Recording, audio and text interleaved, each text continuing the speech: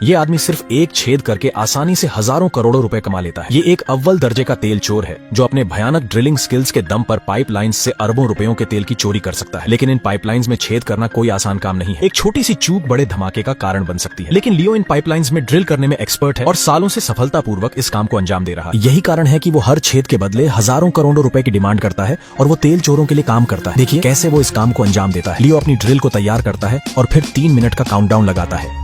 Drill को oil pipe पर लगाता है और ड्रिल करना शुरू करता है और ठंडा करने के लिए बीच बीच में होल के अंदर कूलेंट डालते रहता है। वो अपने काम को पेशेवर तौर पर अंजाम देता है, लेकिन जैसे ही आखिरी मिलीमीटर की परत बचती है, लियो ड्रिल बिट को हटा देता है। ये देखकर बॉस टेंशन में आ जाता है। उसने ड्रिल करना क्यों रोक दिया जबकि अभी तक तेल बाहर आया ही नहीं था। लेकिन यही लियो के काम की खूबसूरती है। पता चलता है कि उसने 1 मिलीमीटर पहले ही ड्रिल करना इसलिए रोक दिया क्योंकि जब तेजी से पाइप में तेल को छोड़ा जाएगा तो ये पतली सी परत खुद ब खुद टूट जाएगी और इस तरह सुरक्षा भी बनी रहेगी। और काउंटडाउन के खत्म होते ही ऑयल पाइप में से होकर आने लगता है। ये देखकर बॉस बहुत खुश हो जाता है। वो लियो के काम की प्रशंसा करता है। वो उसकी मुलाकात किम से कराता है जो सबसे बड़ा तेल माफिया है और उसका लक्ष्य $30 बिलियन के तेल की चोरी करना है। लियो को इस बात की फिक्र है कि एक साथ इतनी मात्रा में तेल चोरी करने से पाइप के अंदर प्रेशर बहुत कम हो जाएगा जो आसानी से तेल कंपनियों की नजर में आ जाए। उसके अलावा ट्रांसपोर्टेशन और स्टोरेज भी बड़ी दिक्कत है। लेकिन किम को इस बात की कोई फिक्र नहीं क्योंकि उसने पहले ही एक पुराना वाटर प्लांट खरीद रखा है जहाँ पर पाइप के रास्ते तेल को स्टोर किया जाएगा। इस मिशन के खतरों और परेशानियों को देखते हुए लियो सीधे $1 बिलियन की मांग कर देता है और किम भी बिना झिझक तुरंत उसकी मांग स्वीकार कर लेता है। अब लियो को कुछ हेल्पर्स मुहैया कराए जाते हैं जिसमें एलन एक पाइपलाइन एक्सपर्ट है, डेव जो एक वेल्डिंग एक्सपर्ट है, सुरंग खोदने का विशेषज्ञ मार्क है और लूसी पूरे ऑपरेशन की निगरानी करेगी। सभी मिलकर एक टीम का गठन करते हैं जो मिलकर $30 मिलियन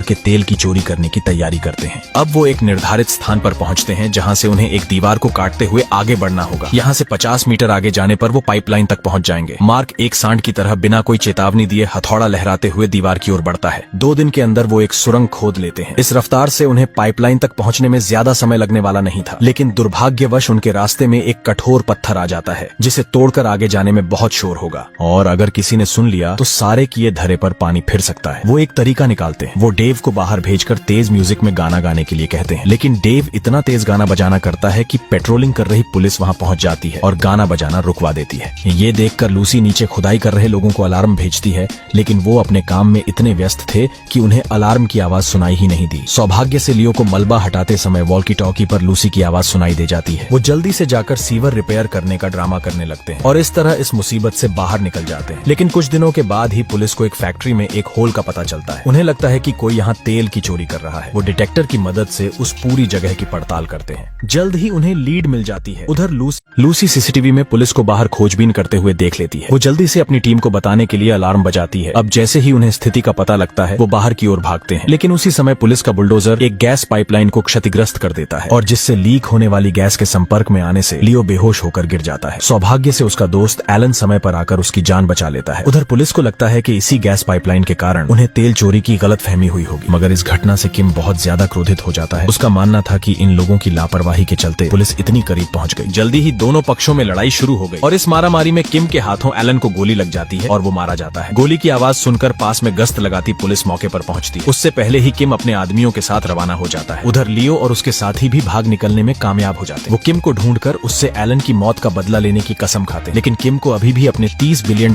के तेल की चोरी की फिक्र है। वो किम एक बार फिर लियो से मुलाकात करता है। लियो अभी भी उसके साथ होने का दिखावा करता है, लेकिन इस बार वो $1 बिलियन के जगह $5 बिलियन की डिमांड करता है। किम के पास उसकी मांग स्वीकार करने के अलावा दूसरा कोई रास्ता नहीं था। अब लियो एक सुरंग के अंदर एक ऐसी जगह खोज लेता है जहाँ तेल पाइपलाइन के अलावा किम के वाटर प्लांट की पाइपलाइन भी मौजूद थी। यहाँ तेल पाइप में होल करके उसे वाटर पाइपलाइन से कनेक्ट करके आसानी से तेल चोरी किया जा सकता है। लूसी अपने कंप्यूटर द्वारा ऑयल कंपनी के सर्वेलेंस सिस्टम को हैक कर लेती है। अब लियो के पास अपना काम पूरा करने के लिए 5 मिनट का वक्त है। लियो अपनी ड्रिल उठाता है और अपने शानदार ड्रिलिंग स्किल्स के बदौलत 5 मिनट के अंदर होल करके उसे पानी की पाइपलाइन के साथ कनेक्ट कर देता है। अब लियो वॉल्व खोलता है जिसके अगले ही सेकंड तेल किम के कंटेनर्स में पहुंचना शुरू हो जाता है। ये देखकर किम बहुत खुश होता है, लेकिन फिर अचानक तेल की आपूर्ति बंद हो जाती है। पता चलता है लियो ने जानबूझकर वाल्व को बंद किया है। वो किम को धमकाता है कि वो तुरंत पैसा भेज दे वरना वो तेल भेजना बंद कर देगा, लेकिन किम नहीं जानता कि ये उसे फंसाने के लिए लियो का सजाया गया एक जाल है। दरअसल लियो ने पहले ही पुलिस को इन्फॉर्म कर दिया था और अब जैसे ही किम वाल्व को चालू करने वहां आएगा पुलिस उसे दबोच लेगी। लेकिन उसने जिस पुलिस वाले को इन्फॉर्म किया था वो पूरा क्रेडिट खुद लेने अकेले ही चला आया। परिणाम स्वरूप किम के आदमी उसे पकड़ लेते हैं। किम वहां से निकलने के बाद ऑयल पाइपलाइन में टाइम बॉम्ब लगवा देता है। अब जैसे ही पाइपलाइन में विस्फोट होगा उसके द्वारा जमा किए गए तेल की कीमत आसमान छू जाएगी और साथ ही ये साबित साबित हो जाएगा कि लियो और उसके आदमी तेल चोरी करते हुए विस्फोट में मारे गए और इस तरह उसका नाम इस केस में आने से भी बच जाएगा। किम के मंसूबे को नाकाम करने के लिए लियो एक लाइटर निकालता है। वो दर्द को सहन करते हुए अपने हाथों में बंधी रस्सी को तोड़ डालता है। इसके बाद वो टाइम बॉम्ब को उठाकर तेजी से बाहर की ओर भागता है और आखिरी पल में उसे एक दरिया में फेंककर जंप लगा देता है। इस प्रकार वो किम के मंसूबे पर पानी फेर देता है। आखिर में पुलिस आकर किम को अरेस्ट कर लेती है और लियो को 3 साल की सजा सुनाई जाती है। 3 साल बाद वो जेल से बाहर आते हैं और एक सीवर रिपेयर कंपनी की स्थापना करते हैं। वो अपने स्किल्स के दम पर ईमानदारी से जीवन जीने का निर्णय लेते हैं और एक नई जिंदगी की शुरुआत